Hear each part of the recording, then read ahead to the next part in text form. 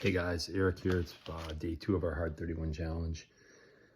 Proverbs 2 today, more good stuff as always. One of the things it talks about in verse 5 is you will discern the fear of the Lord. Discernment, it comes from the Lord, and it says from his mouth comes knowledge and understanding. And something that occurred to me today is because I'm in a service industry and also doing ministry work, you're going to have a lot of people come to you with problems and issues. And, here's something that, doesn't sound like what the world thinks of Christianity, but you can't fix everybody. You can't help everybody. You need good discernment with who you're going to deal with. You think about Jesus on the earth. He didn't heal everybody. He didn't, people are always hoarding him.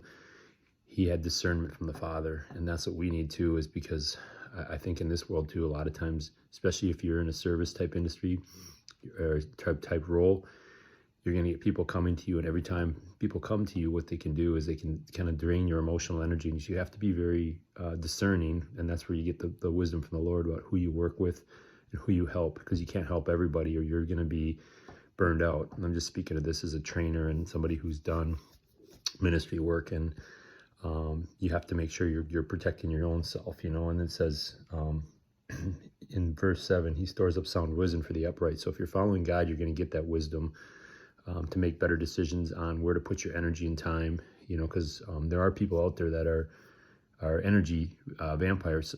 They basically suck the energy out of you, and they don't really do anything. They just want to suck your energy out. So, this happens a lot. I'm just thinking about this because this happens a lot in the personal training industry, and I'm sure it happens with ministers and people and volunteering, all these type of things. And it says he's a shield for those who walk in integrity. So, we need the Lord as a shield, even from ourselves. I know sometimes I want to help everybody in my own people-pleasing mind. I want to help everybody, make time for everybody, but then it leaves me burned out and tired and crabby and not good for my family, not good for the people that matter the most in my life. So I think you got to, when you look at your time with the Lord, ask him to show you who he wants you to work with, who he wants you to help, and let him be a gatekeeper for you, so your energy's not going in a million different directions and you're getting burned out. And that's kind of like that oxygen mask thing you see in the plane, right? You got to get yourself, if you're not right, you can't help other people. So it's just something I've been experiencing the last few days, and making sure that I'm putting the time into people that really matter, and not trying to fix everybody or trying to help everybody, because I get a lot of people asking me for help and requests and fixing their problems, and I'm guilty of getting pushed in too many directions, allowing myself, because I'll always blame them. It's me allowing myself and not putting up healthy boundaries. And healthy boundaries doesn't make you a bad person. You can't do it all. So that's what I got from Proverbs 2 today. Integrity. He's a shield for my integrity, meaning like that's speaking to me today. One of my other devotions talked about that.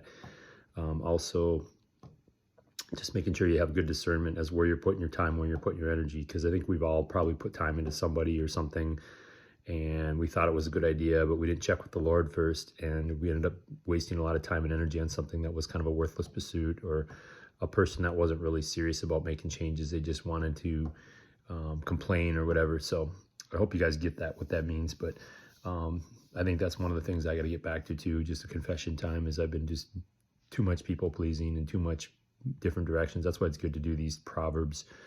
They make you really think about, reflect on yourself and where you need to shore up some of your defenses. So that's what I got, guys. I'd like to hear some of your feedback. I send the text today. I'll put a little message, give me some of your feedback on the first couple days of Proverbs. And I don't want it to just be about what I'm getting out of it. I'd like you to share what you're getting out of it too. All right. God bless you guys.